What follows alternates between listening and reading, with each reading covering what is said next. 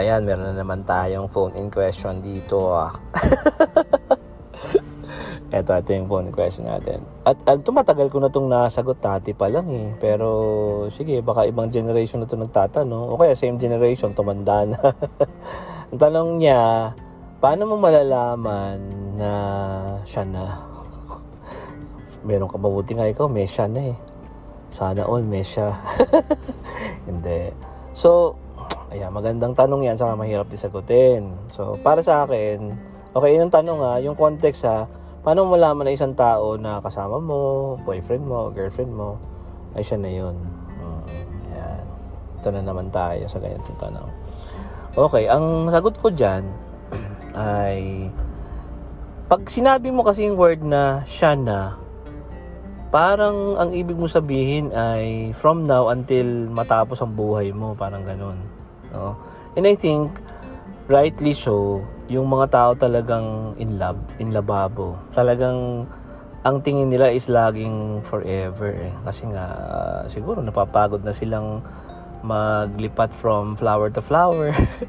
O kaya naman, yung mga babae naman ay napapagod na sila ng mayroong courtship, patagalin mo, hingi ka ng chocolate. Dati hiningi mo dark chocolate, tapos naging white chocolate.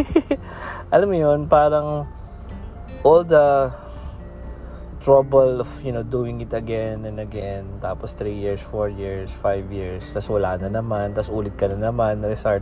Kaya napapagod yung mga tao. So, kailan mo ba nalaman na siya na? Diba? So, yan. Magandang tanong yun. Nga lang, mahirap din siya sagutin. Nga, since ang perspective mo kasi nanggagaling doon sa na siya na yun, paano kung ganito nangyari? Again, answering a question by another question is hindi tama sa philosophy, pero paano kung sige, alam mo siya na okay, mabait, ganito, ganyan, mahal ng magulang mo, mahal din niya yung magulang mo, ikaw din naman, tanggap ka sa kanila, and all that, no? Tagal na kayo, sabi nila, sige, papasok tayo. Wag naman sana, knock on wood, biglang namatay yung tao. O, paano? Diba? Diba? So, ang tingin ko, medyo brutal yung sinabi ko, pero nangyayari yun eh. Diba? So, ang ibig mo magsabihin, hindi siya. Siya eh, kaso nga lang, nagkaroon ng ganun eh. Marami akong kilalang ganyan, mababait na tao. Pero yun nga, pagbabait ka, kinukuha ka kagad daw ni Lord. Yan, kaya, pagsilip ni Lord, sabi niya, teka, si George ata mukhang mabait na. Hindi pa Lord, sandali, gagawa tayo ng magmumura ka muna sandali para hindi ka kunin. Pero diba, going back to that question, kaya ka nagaganon kasi nga, naiisip mo na yung, lahat ng ginagawa mo ay, once in a lifetime, tapos sa dulo, yun na siya nga dyan, diba? I don't think that you'll ever be sure about that. For so many factors na nasa given, ikaw mismo pwede magbago isip mo. Hindi mo masasabi yan eh. Diba? Kasi nga, we're rational beings. Rational beings, we proceed, yung mind natin nag-ratiocinate yan. When you say the ratiocinate, nagmo-move yan from instance to instance, no? Syllogism to syllogism. If A, then B. If B, then C. If C, then D. And every day, you get a lot of experiences, you meet people, lalo kung bata ka pa, 21, 22, sabihin mo siya na 23, nakakilala ka ng ibang tao, siya naman yung boyfriend mo, okay naman, no? Mabait naman, kaso nga lang ito, nakikita mo na impassion ka sa kanya, ang daming ganyang story, diba? O kaya naman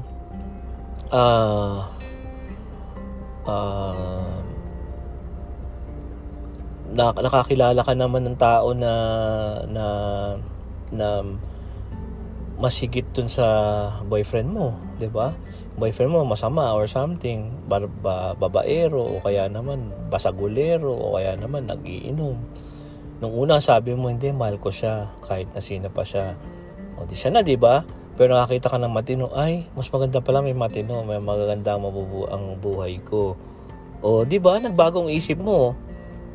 O tapos yung boyfriend mo dati sabi niya, hindi na ako nagbabae, hindi na ako nagiinom. Ngayon pa ako iniwan. O, di ba? O, kasi nga nagbago, ayoko na.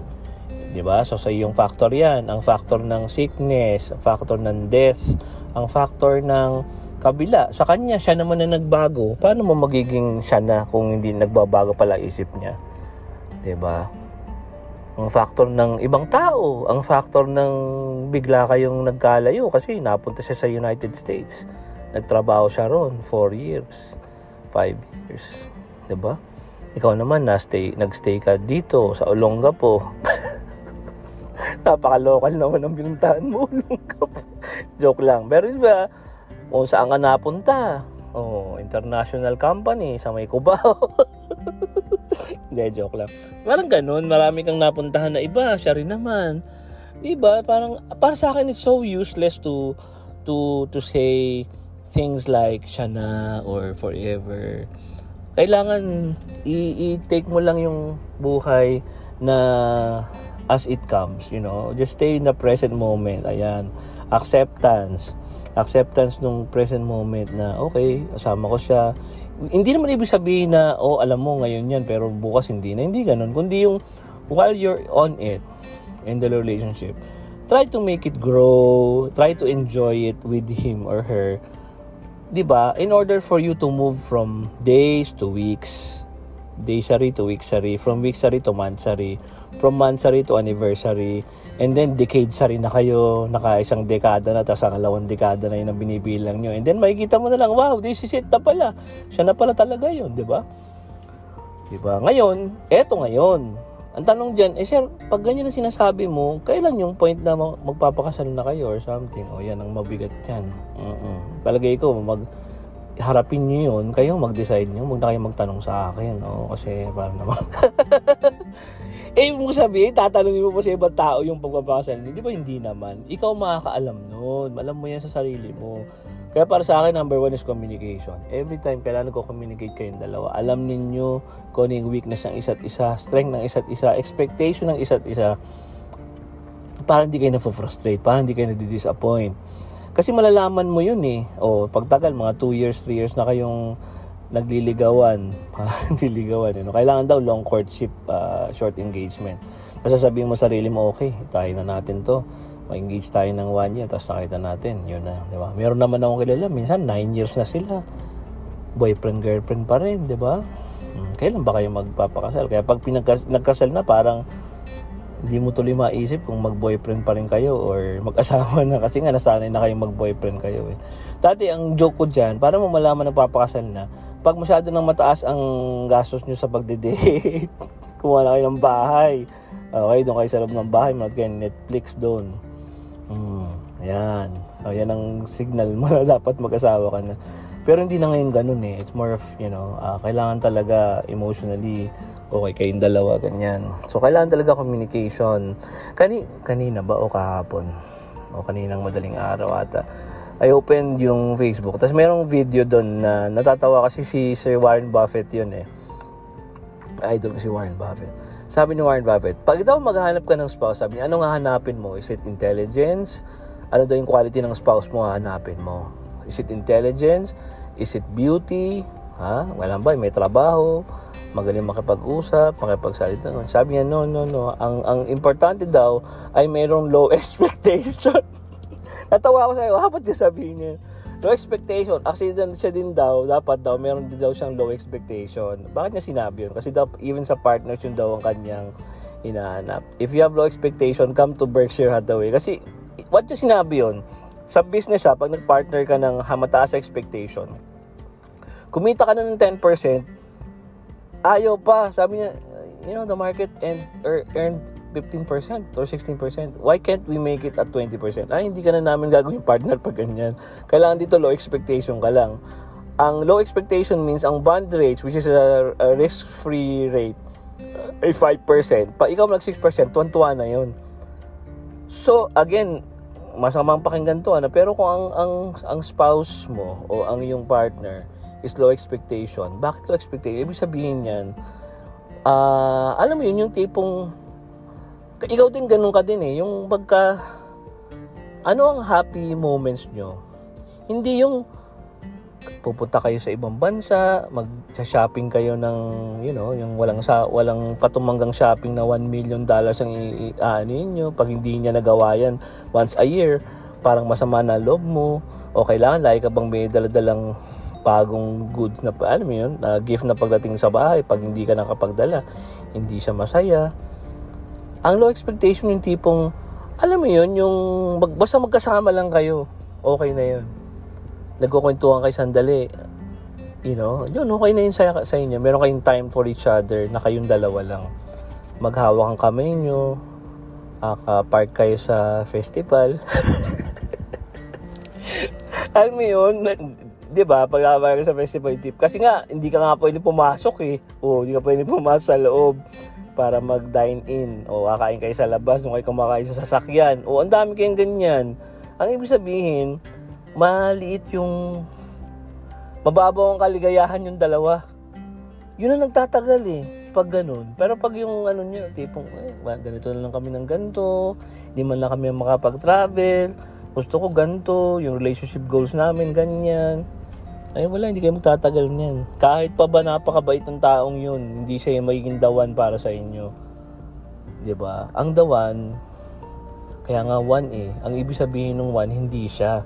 Kayong dalawa yun. Kaya nga dawan Paano mo malalaman ng dawan? Dawan is what makes you whole. One, di ba? What makes you whole. Not only you, but him or her, di ba? So you and I, sabi nga sa Bible when a man and a woman leaves their parents and they become one. When two became one, sabi nga ng Spice Girls. Diba? Yung pagiging unity nyo, united sa lahat, sa thoughts, sa idea, sa lahat. Kung basahin nyo yung nasa Bible, husbands, love your wife as your own, as Christ loved the church. As Christ loved the church? But what is the church to Christ? Christ loves the church as His own body. So, ibig sabihin, it's not Him as separate. So, husband, love your wives as if she is your own body. Ganun ka kalalim yung pag-ibig na sinasabi sa Bible. Kaya nga, pag hindi kayo makakarating sa puntong yon, ay hindi pa yan ang dawan. O ibig sabihin, pag 20, 21, dawan ang pinag-uusapan nyo. Lumayo-layo nga kasi, pagpapatukan ko kayo. Hindi pa kayo ready. Pag narami na kayong nalampasan ng mga sakuna at troubles, at you still end up to be together, lahat, pambababae mo, o siya man babae, o ikaw, basta lahat ng nangyari na sa inyo together, and then yun nalampasan niyo yun, lahat, mga family problems, pag nakarampas na kayo doon at still nakikita mo you're still going strong and then struggling, enjoying the moment with him or her, then he or she is the one. Diba? Pakinggan niyo yung kanta ni yun Robbie. Diba? I was her, diba? She was me. Tama ba? Tama ba yung lyrics ko? Kailangan ganun Ang thinking mo is about, you and her or you and him together. As, not as separate people, but as one person. Special friends yan Sabi nga ni Plato daw friends are one soul in two bodies. So, ganun din ang pag-ibig. One soul in two bodies. So, yun. I hope you find the one. Ayan. Okay? Bye. Peace out!